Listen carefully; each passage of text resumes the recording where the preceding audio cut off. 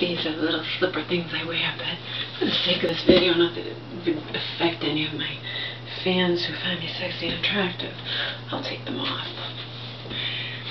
Anyway, my mom took Omar for a short little walkie walk, so I have a little bit of time where I don't have to whisper.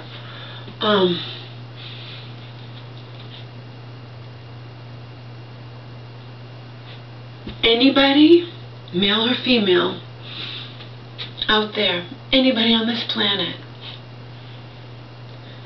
But remember, I can only talk about, you know, countries like the United States or similar. I can't be talking about, you know, when it comes to people in India or Africa, you know what I mean? I can only talk about what I know, okay? So we could just pretend that only the United States exists, okay? Just for argument's sake, or just for anybody out there who has not experienced ongoing abuse firsthand, daily abuse, be that abuse psychological, emotional,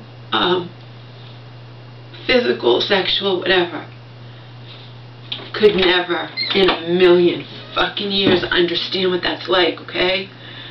I experienced it for 4 years with my father, because even when I learned to be perfect enough to please him, and I had to be reprogrammed, because I'd always been, you know, if you think of Dakota Fanning in the movie Hound Dog, I was a wild child, you know. I was with the abusive alcoholic that my mom was with from ages 4 to 12. I was with my mom who had tons of problems. I mean, I didn't have to know how to be this polite little girl or remember to do chores or whatnot. You know, I was a wild child. I was a good girl, but I wasn't this prim, proper little girl that, you know, so when I moved in with my father, I was a mess. But anyway, even once I learned how to be perfect enough to please him, it was still always subtle, okay? Even he would say little cryptic things that made me not feel safe, or like he could throw me out at a moment's notice, whereas when I first moved in, it was, you know, because I couldn't remember things like to pick up after myself or change the toilet paper roll or whatever you can think of, and he would let it build up inside of him, and then, you know, he'd be like, you know, I don't want you, nobody wants you, your mother's crazy, I'm going to ship you back to your crazy mother, okay? But I never felt like I was safe, whatever, safe, loved, whatever, okay? Period. That was 4 years, so I already know what it's like even from when I was a kid. Anybody, but I experienced it as an adult. And of course that's going to include the sexual aspect, isn't it? If you're in a relationship, an abusive relationship, it's going to include the sexual aspect, isn't it? So I'm like all fucked up, admittedly so, but anyone who hasn't experienced it can never imagine what it's like.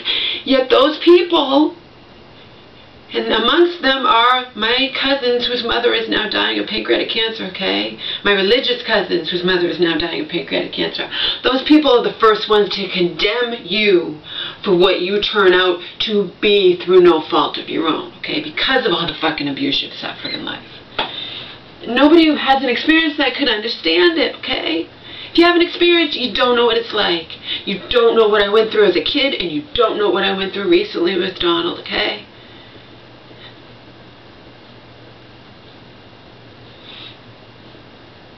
The sex with him was horrible, you know.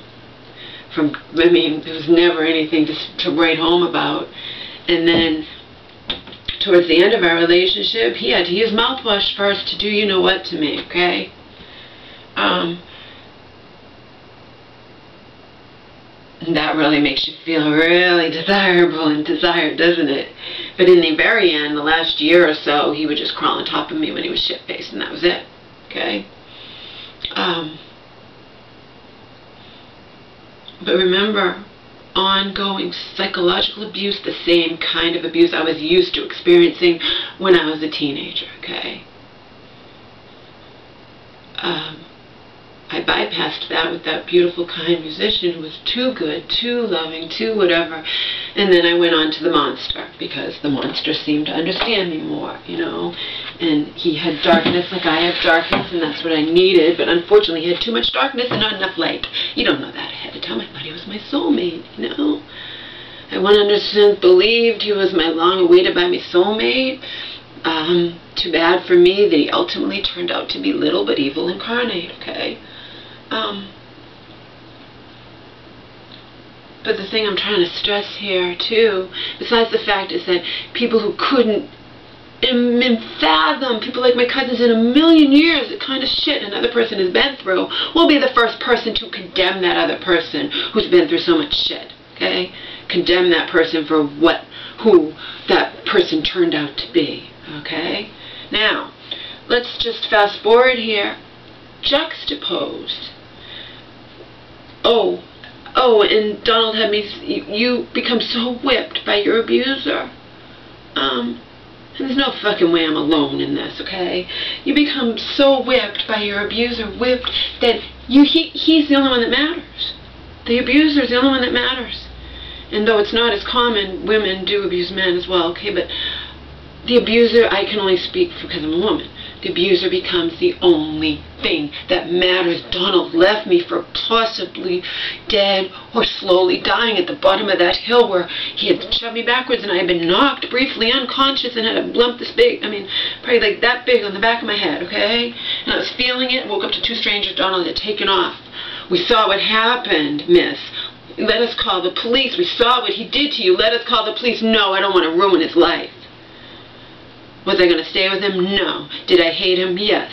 Was I ever in love with him? No. I didn't want to ruin his life. That is how brainwashed, how programmed an abuser makes the abusee become eventually. He had just left me for possibly dead or dying, and I didn't want to call the police and ruin his life. He didn't care if I was dying, and I didn't want to call the police and ruin his life. That just shows you who I was, huh? Didn't want to ruin his fucking life. He left me. He took off. Even when he came home. Oh, I called his mom and I told him what had happened. Do you think she offered to come get me? No. I had to take the buses home an hour and a half by myself with this huge lump and bruises all over my legs. And I'm just in shock. I didn't go to the hospital. When I called Hope, his Donald's mom, and I was saying, you know, they're telling me to call the police. I'll ship you back where you came from, you know. And yet eventually, because my family here turned...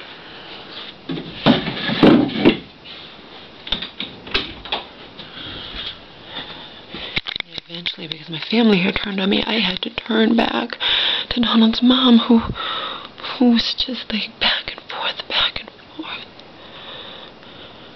Her son was consistently abusive, but she was back and forth, and she was the one who eventually caused me to just not even care anymore. Just, okay.